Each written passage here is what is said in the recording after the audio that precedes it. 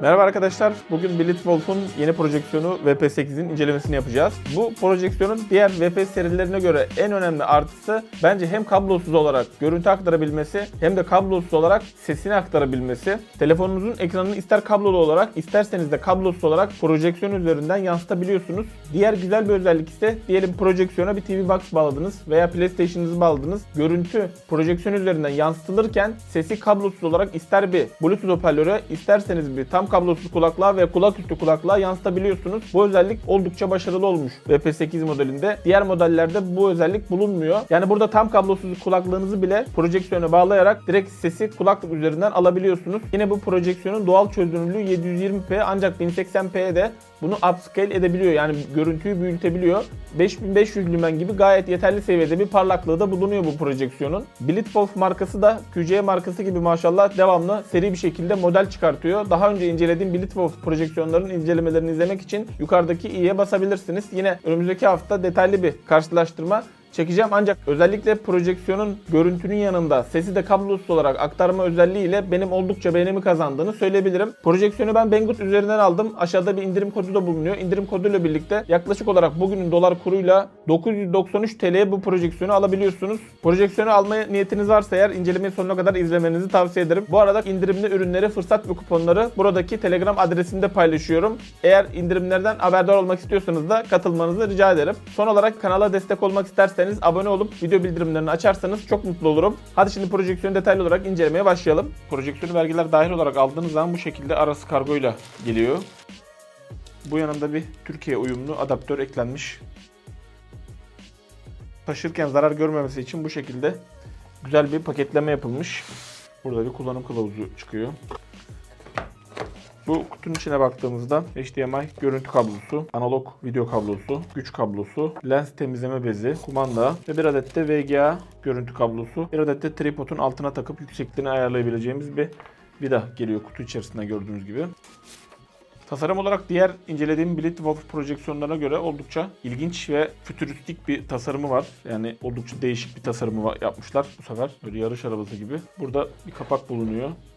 Silikon değil kapak. Şöyle üst bölümünde projeksiyonu kontrol etmemize yarayan kontrol butonlarını görüyorsunuz. Arka bölümünde kızılötesi algılayıcı, HDMI görüntü girişi, 2 adet USB giriş, 3,5 mm'lik ses sistemi bağlamamıza yarayan veya kulaklık bağlamamıza yarayan bir ses çıkışı ve analog bir video çıkışı bulunuyor. Burada da yine eski tip VGA bir görüntü çıkışı bulunuyor. Şurada bir fan bulunuyor. Burada güç çıkışı. Burada da yine bir adet fan bulunuyor. Tripod girişi bulunuyor burada. Yani tripoda bağlayabiliyoruz. Bu bölümden de lensle alakalı bir sorun olduğunda veya temizlik olduğunda bu bölümden lense ulaşabiliyoruz. Malzeme kalitesi olarak fiyatına göre başarılı diyebilirim. Yani çok premium bir malzeme yok tabii ki. Ancak bu fiyat bandındaki genelde bütün projeksiyonlarda malzeme kalitesi bu şekilde oluyor. Bu arada kutu içerisinden dönüştürücü çıkmıştı ancak gelen priz zaten Türkiye uyumluymuş. Buradan projeksiyonun netliğini ayarlayabiliyoruz. Bu bölümden ise duvardaki bu eğimini ayarlayabiliyoruz projeksiyonun.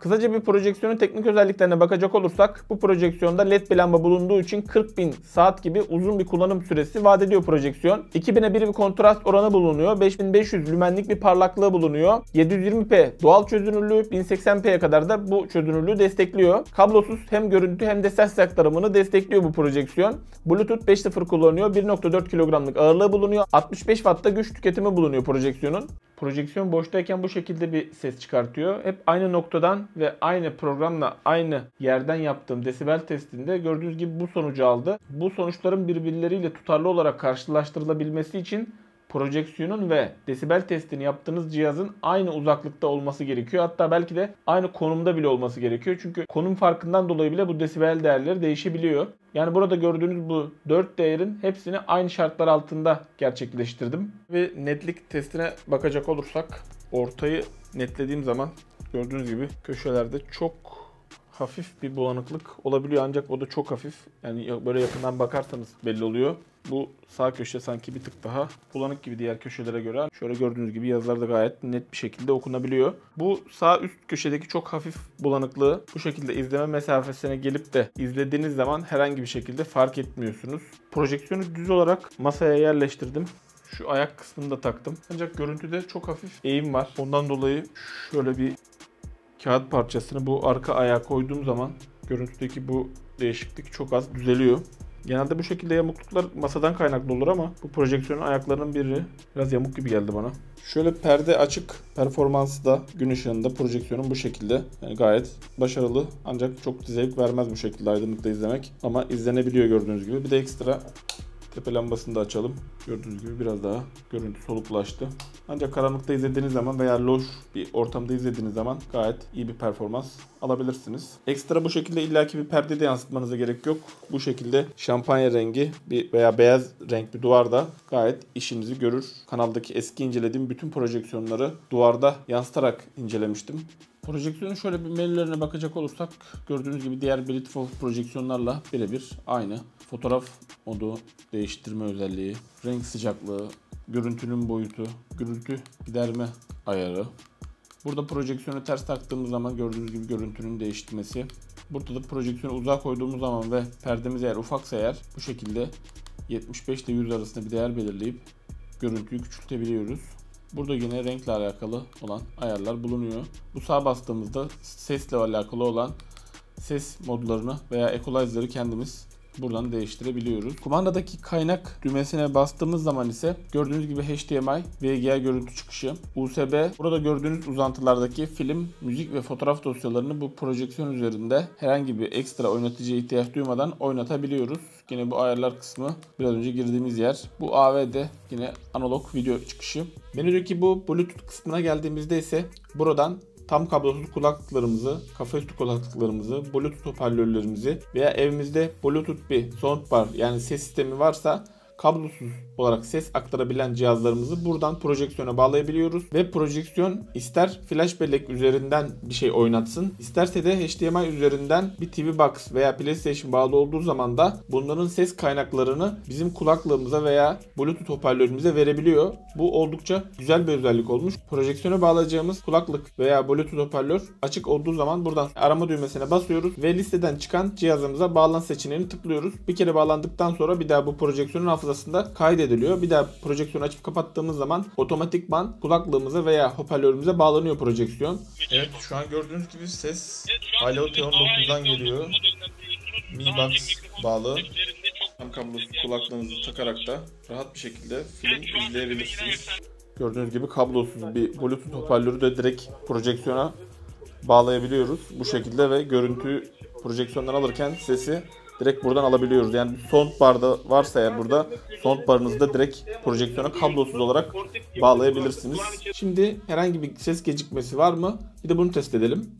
Aynı anda taktığınız zaman da iki mikrofon da birden çalışmıyor. Diğer taraf gürültü engelleme amacıyla çalışıyor. Bakalım kulaklıkların bir tanesi kulağımda takılıyken ve araba seyir halindeyken nasıl bir performans sergiliyorlar? Evet, gördüğünüz gibi seste de herhangi bir gecikme yok. Cast Screen özelliğine bakacak olursak kablosuz görüntü aktarımı anlamına geliyor bu. 1080p 60 Hz'de görüntü alabiliyoruz bu projeksiyondan. Şurada gördüğünüz gibi projeksiyon olarak çıktı. Buraya basıyorum. Şifre kısmına 1, 2, 3, 4, 5, 6, 7, 8 yazıyorum. Sağ üstte yazıyor şifre gördüğünüz gibi. Evet, şu an bağlandı. iPhone'dan görüntü aktar kısmına basıyorum. iPhone'u kablosuz olarak bağlayamadım. Kablolu olarak yansıtabildim görüntüyü. Bir YouTube'dan video açalım bakalım.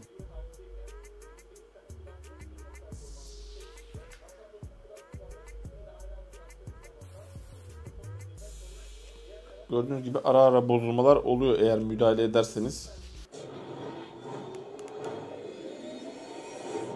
Evet, şu an sesini yapalım AirPods. Bak güldürme beni. Evet, şu an sesini yapalım. Evet, görüntüye pek müdahale etmezseniz yani bu ayarları değiştirmezseniz gayet akıcı bir şekilde oynatabiliyorsunuz. Bir tane de oyun deneyelim bakalım. Oyun oynanabilecek mi iPhone'dan? Daha önce VP4 mi olması lazım tam hatırlamıyorum. Bir modelde daha bu kablosuz destekliyordu. Onu da bu şekilde çok stabil çalışmıyordu açıkçası. Uygun bir kablo alırsanız da bütün projeksiyonları bu şekilde kablolu olarak bütün telefonlarda kullanabilirsiniz. Mesela Type-C to HDMI gibi. Bu ondan daha iyi. Gördüğünüz gibi gayet bu oyunu oynayamamıştım onda. Bunda oynayabiliyorum şu an. Oo, attı bizi. Ben de şaşırdım açıkçası şu an. Ekrana bakmıyorum, telefonun ekranına. Beni şaşırttı şu an performansı. Bu kadar iyi performans beklemiyordum açıkçası. Hani belki bir PUBG oynamaz ama bu şekilde oyunlar oynayabilirsiniz. Yani PUBG'de milim saniye gecikmelerde sıkıntı olabildiği için. Gerçi kablolu oynadığımız için kablosuz oynasak yine bu performansı alamayız büyük ihtimal. Kablolu olarak gayet sorunsuz. Hiçbir sorun yok. Hiçbir takılma da yok. Bir tane de yatay bir oyun oynayalım bakalım. telefonun ekrana bakmadan bu da oynanabiliyor. Çok dikkat ederseniz bazen böyle bir dakikada 1-2 kere takılma yaşanabiliyor. Daha çok zaten bence bu böyle oyun oynamak için değil de film izlemek için daha mantıklı veya bir video izlemek için YouTube'dan daha mantıklı bu şekilde ekranı yansıtmak. Bir de Android bir cihazla deneyelim. Evet, Android cihazı kablosuz olarak aktarabildik. Evet, burada da bir video açtık. Gördüğünüz gibi herhangi bir şekilde bir gecikme söz konusu değil. Direkt anlık olarak videoyu yansıtabiliyor. Android'de de kablosuz olarak da herhangi bir gecikme yok. Ancak bu biraz daha böyle aksiyonvari oyunlarda gecikme hissedebilirsiniz. Bu tip biraz daha durağan oyunlarda adam yiyecek bizi ya. Gecikmeyi hissetmezsiniz diye tahmin ediyorum. Bence kablosuz görüntü aktarımı olarak gayet başarılı. Bu fiyat bandındaki bir cihazda bu desteğin olması güzel bir özellik. Hani oyun oynarken çok fazla sizi tatmin etmeyebilir gecikmeden dolayı veya takılmadan dolayı, ama bir Netflix'i telefonunuzdan açıp veya bir YouTube açıp direkt görüntüyü yansıtıp izleyebilirsiniz. Şu an projeksiyonun yanındayım. Gördüğünüz gibi. Dip ses çok az da olsa hissedilebiliyor.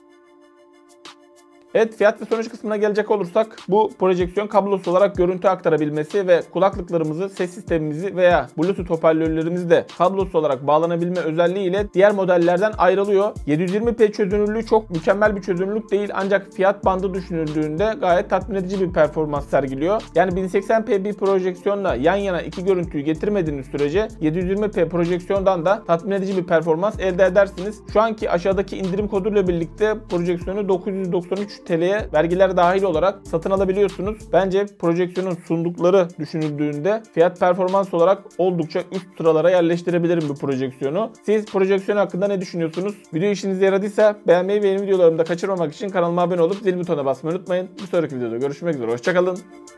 Kendinize iyi bakın.